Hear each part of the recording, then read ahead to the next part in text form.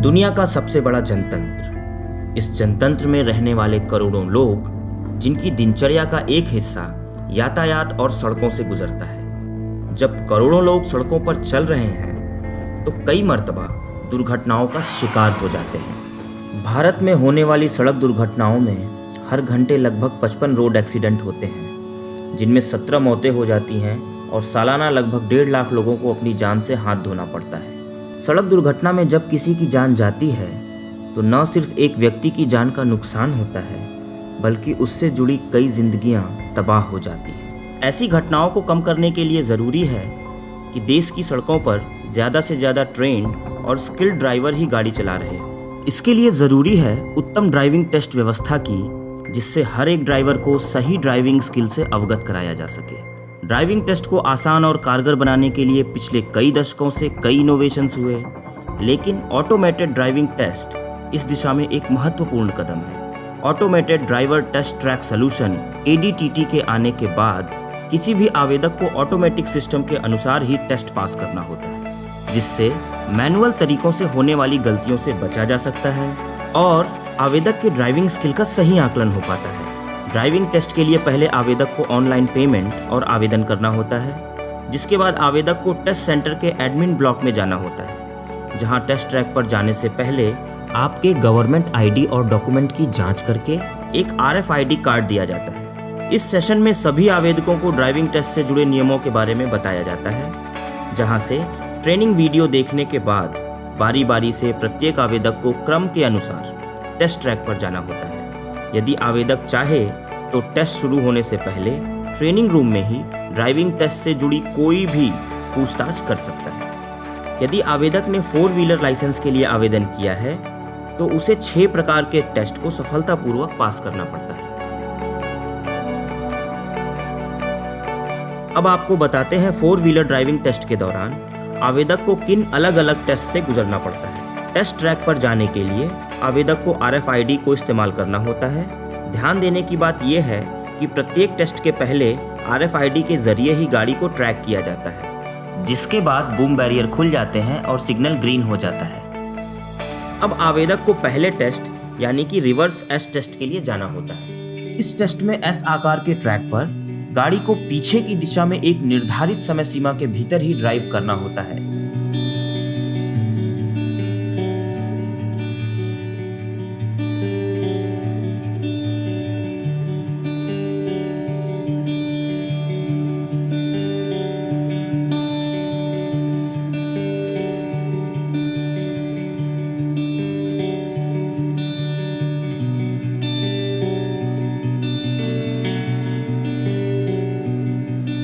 Test के दौरान 2 से ज्यादा फॉरवर्ड मूवमेंट्स करने पर इसे एक गलती माना जाएगा। इस टेस्ट को सफलतापूर्वक पास करने पर आपको एक मैसेज बोर्ड में पास का मैसेज दिखाई देगा, जिसके बाद आपको दूसरे यानी कि 8 ट्रैक टेस्ट के लिए बूम बैरियर के खुलने और ग्रीन सिग्नल मिलने का वेट करना है। 8 ट्रैक टेस्ट में गाड़ी को आगे की दिशा में 8 जैसे दिखने वाले ट्रैक पर एक निर्धारित समय सीमा के भीतर ही गाड़ी को ड्राइव करना होता है।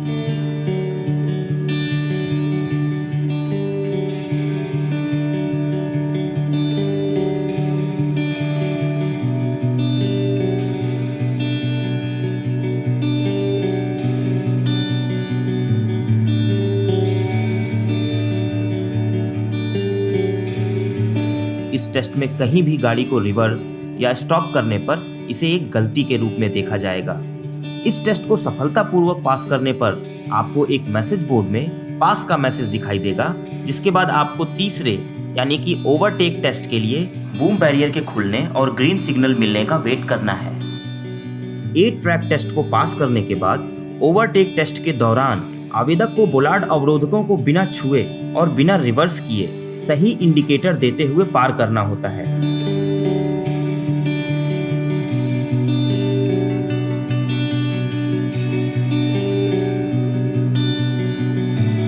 इस टेस्ट के तुरंत बाद ही आवेदक को ट्रैफिक जंक्शन टेस्ट के लिए जाना होता है। ट्रैफिक जंक्शन टेस्ट के दौरान आवेदक को ट्रैफिक सिग्नल के अनुसार ही गाड़ी को चलाना होता है और रेड सिग्नल की स्थिति में गाड़ी को पीली लाइन के पीछे ही रोकना होता है। ट्रैफिक जंक्शन टेस्ट के बाद आवेदक को ट्रैक पर आगे बढ़ते हुए रिवर्स पैरेलल पार्किंग टेस्ट के लिए जाना होता है। रिवर्स पैरेलल पार्किंग टेस्ट में लाइसेंस उम्मीदवार को गाड़ी को निर्दिष्ट स्थान पर पार्क करना होता है। एक बार हरे रंग की रोशनी का सिग्नल मिलने के बाद ही उम्मीदवार को गाड़ी शुरू करना चाहिए, स्टार्ट लाइन के आगे बढ़ना चाहिए और गाड़ी को रिवर्स करते हुए निर्धारित पार्किंग में दिए गए समय के अंदर पार्क करना होता है। इस टेस्ट में 2 से ज्यादा फॉरवर्ड मूवमेंट्स को एक गलती के रूप में देखा जाएगा। इस टेस्ट को सफलतापूर्वक पास करने पर आपको एक मैसेज बोर्ड में पास का मैसेज दिखाई देगा, जिसके बाद आपको छठे यानी कि अप ग्रेडियंट टेस्ट के लिए बूम बैरियर के खुलने और ग्रीन सिग्नल मिलने का वेट करना है। अप ग्रेडियंट टेस्ट के दौरान उम्मीदवार को बिना पीछे गए गाड़ी को ऊपर ढलान पर आगे ले जाना चाहिए। गाड़ी को निर्धारित क्षेत्र के भीतर आगे ले जाते समय पहले से दी गई एक स्टॉप रेखा पर कुछ सेकंड के लिए रोकना होता है। सफलतापूर्वक ऐसा करने पर हरा सिग्नल दिया जाएगा, जिसके बाद गाड़ी को आगे बढ़ाते हुए ट्रैक से बाहर आ जाना होता है। ढलान पर चढ़ने के दौरान यदि गाड़ी पीछे की ओर जाती है तो किसी भी प्रकार से 12 इंच से ज़्यादा पीछे गई गाड़ी को टेस्ट में पास नहीं किया जाएगा। इस पूरे टेस्ट के बाद आवेदक को अपना RFID कार्ड ट्रैक के अंत में रखे ड्रॉप बॉक्स में डालकर ट्रैक से बाहर आना होता है। आइए अब बात करते हैं उन 3 फॉर्मेशंस या टेस्ट की जो केवल 2 व्हीलर आवेदकों के लिए है। 4 व्हीलर की तरह 2 व्हीलर टेस्ट के लिए भी टेस्ट ट्रैक पर जाने के लिए आवेदक को RFID का इस्तेमाल करना होता है। इसके बाद सिग्नल ग्रीन हो जाता है और बूम बैरियर खुल जाते हैं। अब आवेदक को पहले टेस्ट यानी कि ड्राइविंग ऑन रैंप टेस्ट के लिए जाना होता है। ड्राइविंग ऑन रैंप टेस्ट के दौरान आवेदक को 1 इंच ऊंची स्ट्रिप पर एक छोर से दूसरे छोर तक बिना रुके और बिना जमीन पर पैर रखे 2 पहिया गाड़ी को चलाना होता है। इस टेस्ट को सफलतापूर्वक पास करने के बाद आपको दूसरे टेस्ट यानी कि सर्पेंटाइन टेस्ट के लिए बने ट्रैक पर जाना होता है। सर्पेंटाइन टेस्ट में उम्मीदवार को एक नियत समय के भीतर गाड़ी को सिर्फ आगे की तरफ ड्राइव करना है। सर्पेंटाइन ट्रैक अनेक मोड़ों वाला घुमावदार ट्रैक है, जिसके सकरे रास्ते पर गाड़ी को आगे की तरफ बिना रुके और बिना पैर रखे लेकर जाना है।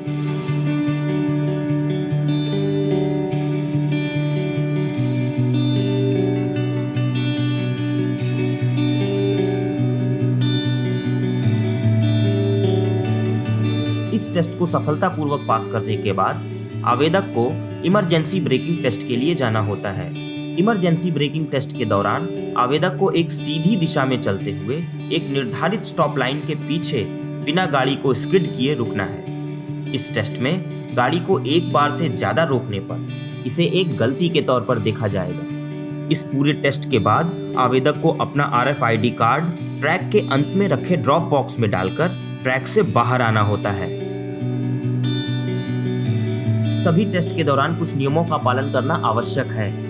उम्मीदवार को एक निश्चित समय के भीतर ट्रैक में अपने परीक्षण को पूरा कर लेना चाहिए। किसी भी ट्रैक में निर्धारित समय सीमा से अधिक समय लेने पर उम्मीदवार को पूरे टेस्ट से अयोग्य घोषित कर दिया जाएगा और पूरे टेस्ट में असफल माना जाएगा। प्रत्येक टेस्ट के दौरान ट्रैक के किनारों पर पीली पट्टी बनी होती है। इन पट्टियों के बीच ही गाड़ी को चलाना चाहिए। गाड़ी चलाते समय इन पट्टियों पर गाड़ी का जाना एक गलती माना जाएगा। 4 व्हीलर टेस्ट के दौरान हर एक टेस्ट के बाद मैसेज बोर्ड पर पास का मैसेज देखकर ही अगले टेस्ट में जाने की अनुमति होती है। यदि मैसेज बोर्ड पर फेल दिखाई देता है तो आवेदक को उसी स्थान से ट्रैक से बाहर आ जाना होता है। टेस्ट के समय कुछ निर्देशित नियमों का खास ख्याल रखना पड़ता है। नियमों की अनदेखी करने की स्थिति में उम्मीदवार को टेस्ट में फेल किया जा सकता है और फेल होने की स्थिति में लाइसेंस आवेदक को 7 दिन के बाद दोबारा टेस्ट का मौका दिया जाता है। इन तमाम जानकारियों को सुनने के बाद आपने ऑटोमेटिक ड्राइविंग टेस्ट की सभी प्रक्रियाओं को अच्छी तरह समझ लिया है। अब बात करते हैं ड्राइविंग टेस्ट रिपोर्ट की। ड्राइविंग टेस्ट को सफलतापूर्वक पास करने के बाद निर्धारित फीस जमा करने की रसीद दिखाकर आप ड्राइविंग टेस्ट रिपोर्ट हासिल कर सकते हैं। ड्राइविंग रिपोर्ट के बाद आइए अब जानते हैं रोड सेफ्टी के बारे में। ड्राइव शुरू करने से पहले आपको गाड़ी के बारे में पूरी जानकारी रखनी चाहिए। कार की ड्राइविंग सीट पर बैठते ही सबसे पहले रियर व्यू मिरर को एडजस्ट कर लें और सीट बेल्ट अवश्य लगाएं। गाड़ी के गियर एडजस्टमेंट, क्लच और ब्रेक की पूरी जानकारी होनी चाहिए। तेज रफ्तार में अचानक से लोअर गियर या रिवर्स गियर का इस्तेमाल न करें। गाड़ी चलाते वक्त अपना पूरा ध्यान सड़क पर रखें। गाड़ी में तेज आवाज में म्यूजिक न बजाएं। मोड़ों पर टर्न इंडिकेटर का इस्तेमाल करें। अपने आगे चल रही गाड़ी से हमेशा दूरी बनाकर रखें। दो पहिया वाहन चलाते वक्त हेलमेट पहनना कभी न भूलें। कभी भी सिग्नल तोड़कर गाड़ी को न भगाएं। ग्रीन सिग्नल मिलने पर ही रोड को क्रॉस करें और ट्रैफिक पुलिस के निर्देशों का पालन करें। एक बात समझना आपके लिए जरूरी है, सिर्फ ड्राइविंग लाइसेंस का मिल जाना दुर्घटना न होने की गारंटी बिल्कुल नहीं है। जब सभी गाड़ी चालक सड़क नियमों का ईमानदारी से पालन करेंगे, यातायात नियमों का ध्यान रखेंगे, तभी दुर्घटनाओं पर अंकुश लगेगी।